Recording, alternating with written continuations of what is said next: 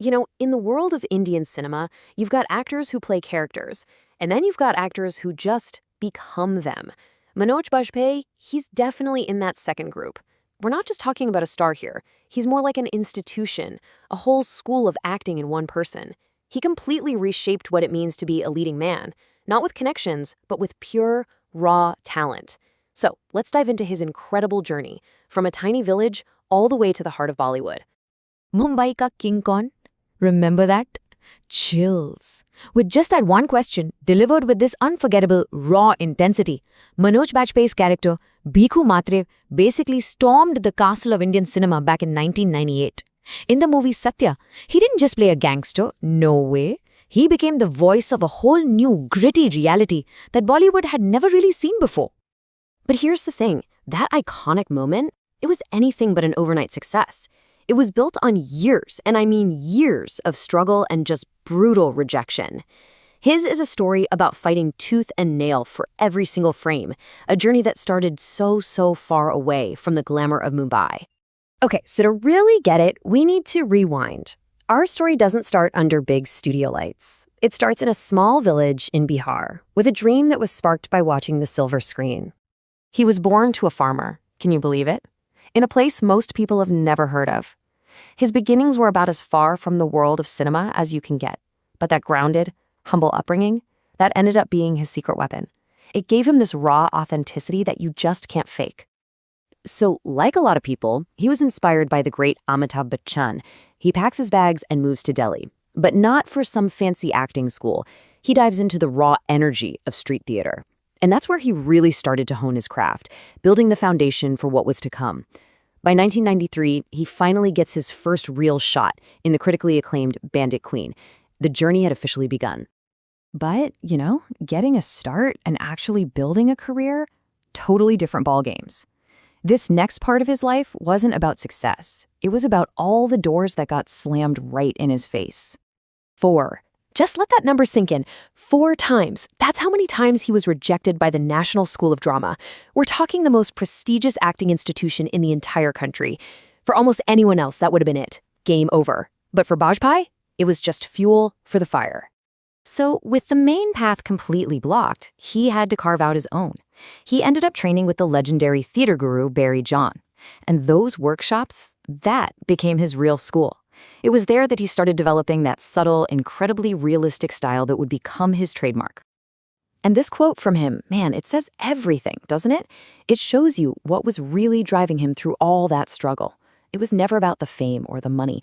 It was just a deep, unshakable love for the art of acting itself, a love that no amount of rejection could ever break. All right, let's jump to 1998, the year that changed everything, and yet somehow changed nothing at all. This is what's so fascinating, the paradox of his huge breakout role in Satya. I mean, the success of Satya was just bizarre. Bhikhu Matre became this massive cultural icon. Bajpayee wins the national award, the highest honor you can get in Indian cinema. But while the critics were showering him with praise, the job offers just dried up. Can you imagine? He was literally jobless, borrowing money just to pay for an auto rickshaw to get to interviews. It's absolutely wild. So why? Why this struggle after such a massive hit? Well, because the industry saw a gangster, and all they wanted was to clone him. They just kept offering him the same stereotypical villain role over and over again. And Bajpayee, he refused. He hadn't fought that hard just to be shoved into a box. He chose his art over a steady paycheck. And honestly, that decision pretty much defined his entire career. So what do we even mean when we say he's a school of acting? Let's actually break down his unique method, because it's what sets him so far apart from, well, almost everyone else. So Bajpayee himself once pointed out something really interesting. He said that with some great actors, like Leonardo DiCaprio, you can often see the work. You see the incredible effort they're putting in. But Bajpayee's whole method is about making the craft completely invisible. He doesn't just act a part, he becomes the person so completely that you forget you're even watching a performance. And just look at the range, it's staggering. He goes from the terrifying Sardar Khan to the heartbreakingly vulnerable Professor Saras in Aligarh, from a righteous cop to a lonely, tired old man. Each performance is a total masterclass. There's a reason people say his films are like textbooks on acting. Each role teaches you something new. Okay, so this all brings us to the modern era, where he finally got that huge mainstream stardom he deserved all along.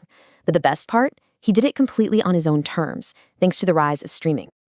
Yeah, the rise of streaming platforms gave him the perfect stage. As Shrikant Tuvari in The Family Man, he created this amazing character who was both a world-class spy and just a regular, relatable guy juggling work stress and home loans. He became a national icon, and it proved that audiences were more than ready for authentic, complex heroes. His legacy is so much bigger than just his own amazing performances. You could call it the Bajpayee effect. His success completely shattered that old Bollywood hero stereotype. He proved that talent, not your looks or your last name, is what really matters. He basically kicked the door open for a whole new generation of incredible actors like Nawazuddin Siddiqui and Pankaj Tripathi, guys who were also outsiders and are now huge stars. And of course, the accolades eventually poured in. We're talking 3 National Film Awards, a ton of Filmfare Awards, and even the Padma Shri, which is India's 4th highest civilian honor. It was like the industry was finally catching up and recognizing what the audience knew all along. They were watching a true master at work. So that brings us back to the big question. If his career really is a school of acting, what's the most important lesson we can take away? Well, maybe it's this. True art isn't about the big spectacle. It's about the truth.